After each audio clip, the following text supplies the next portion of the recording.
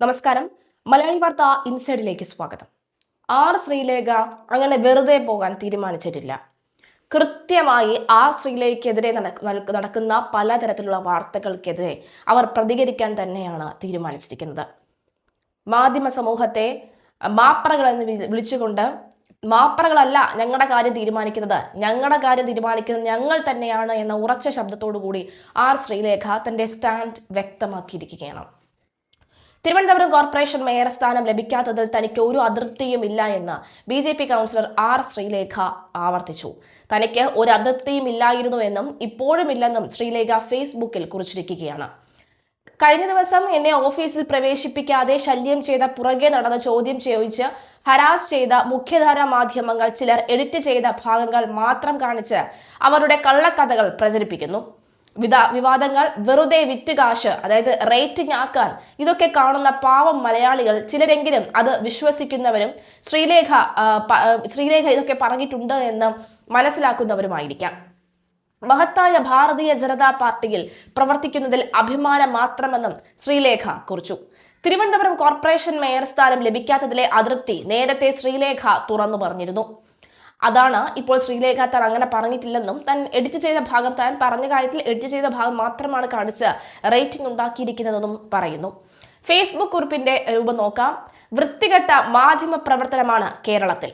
ഇന്ന് എന്നെ ഓഫീസിൽ പ്രവേശിപ്പിക്കാതെ ശല്യം ചെയ്ത് പുറകെ നടന്ന ചോദ്യം ചോദിച്ച് ഹറാസ് ചെയ്ത മുഖ്യധാരാ മാധ്യമങ്ങൾ ചിലർ എഡിറ്റ് ചെയ്ത ഭാഗങ്ങൾ മാത്രം കാണിച്ച് അവരുടെ കള്ളക്കഥകൾ പ്രചരിപ്പിക്കുന്നു. വിവാദങ്ങൾ വെറുതെ വിറ്റ് കാശാക്കാൻ ഇതൊക്കെ കാണുന്ന പാവം മലയാളികൾ ചിലരെങ്കിലും അത് വിശ്വസിക്കുന്നു. കഷ്ടം. ആവർത്തിച്ചു പറയുന്നു, മാപ്രകൾ എന്ത് കള്ളം പറഞ്ഞാലും എനിക്ക് ഒരു അതൃപ്തിയും ഇല്ലായിരുന്നു, ഇപ്പോഴും ഇല്ല. മഹത്തായ ഭാരതീയ ജനതാ പാർട്ടിയിൽ പ്രവർത്തിക്കുന്നതിൽ അഭിമാനം മാത്രമാണ് ഉള്ളത്. I am a proud party worker, a happy ward councillor and a dedicated public servant. My response to third-rate media person who spread false stories: go climb a tree, or for that matter, many trees. Sreelekha ആദ്യം പറഞ്ഞത് തെരഞ്ഞെടുപ്പിൽ നിർത്തിയത് കൗൺസിലറാകാൻ വേണ്ടി മാത്രമല്ലെന്നും മേയറാകുമെന്ന വാഗ്ദാനത്തിന്റെ പുറത്താണെന്നും ശ്രീലേഖ പറഞ്ഞിരുന്നു. YouTube channel നൽകിയ അഭിമുഖത്തിലാണ് ശ്രീലേഖ അതൃപ്തി തുറന്നു പറഞ്ഞത്. മത്സരിക്കാൻ വിസമ്മതിച്ച് തന്നെ മേയറാക്കുമെന്ന ഉറപ്പിലാണ് മത്സരിപ്പിച്ചത്. അങ്ങനെ പറയുന്നത് കേട്ടപ്പോൾ താനായിരിക്കും കോർപ്പറേഷൻ തെരഞ്ഞെടുപ്പിന്റെ മുഖമെന്നാണ് കരുതിയത്. സ്ഥാനാർത്ഥികൾക്ക് എല്ലാവർക്കും വേണ്ടി പ്രവർത്തിക്കേണ്ട BJP സംസ്ഥാന വൈസ് പ്രസിഡന്റ് കൂടിയാണ് താൻ. 10 സ്ഥാനാർത്ഥിയെ ജയിപ്പിക്കാനുള്ള ചുമതലയും നൽകി. അവസാനം കൗൺസിലർ ആകേണ്ട സാഹചര്യത്തിൽ പാർട്ടി പറഞ്ഞത് അംഗീകരിക്കുകയായിരുന്നു. താനാണ് കോർപ്പറേഷൻ തെരഞ്ഞെടുപ്പിന്റെ മുഖമെന്നാണ് നേതൃത്വം പറഞ്ഞതും ചാനലുകൾക്ക് മുന്നിൽ അവതരിപ്പിച്ചതും. ചർച്ചകൾക്കും താനാണ് പോയിരുന്നത്.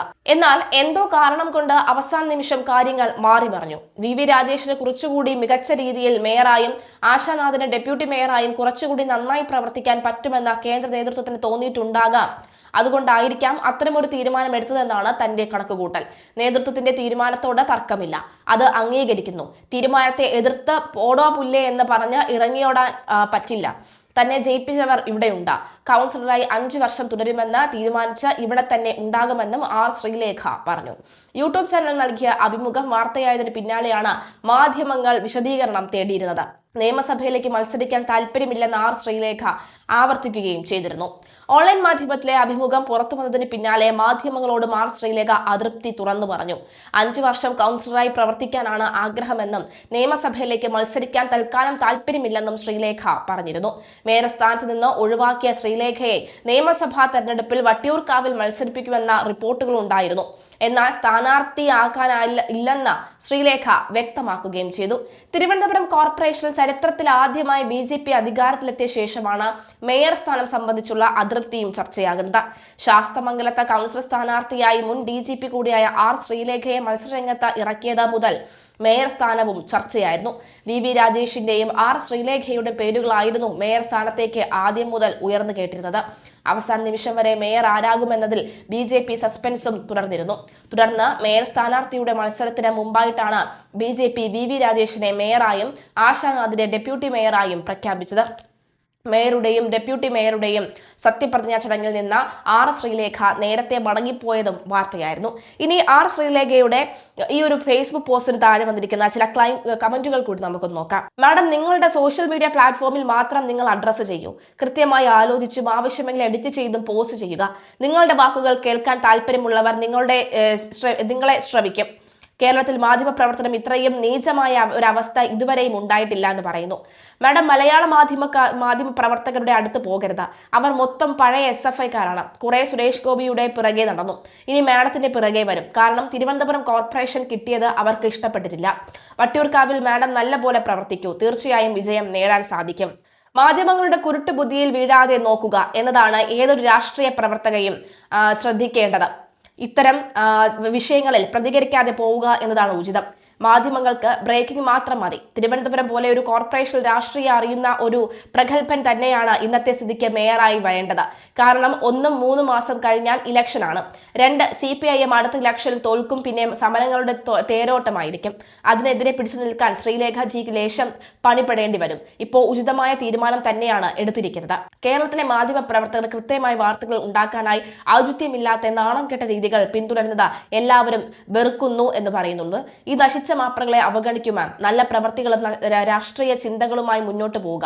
വഴിമുട്ടാനുള്ള ശ്രമങ്ങളാണ്, വഴിമുടക്കാനുമുള്ള ശ്രമങ്ങളാണ്. കണ്ടില്ല എന്നടിക്കുക പ്രയാസമാണ്. എന്നാലും പണ്ട് തനിനിറം പോലെ ചിലത് മാത്രമേ ഉണ്ടായിരുന്നുള്ളൂ. ഇപ്പോൾ ഏതാണ്ട് എല്ലാം ഇത് തന്നെയായി മാറിയിരിക്കുന്നു എന്നാണ് പറയുന്നത്.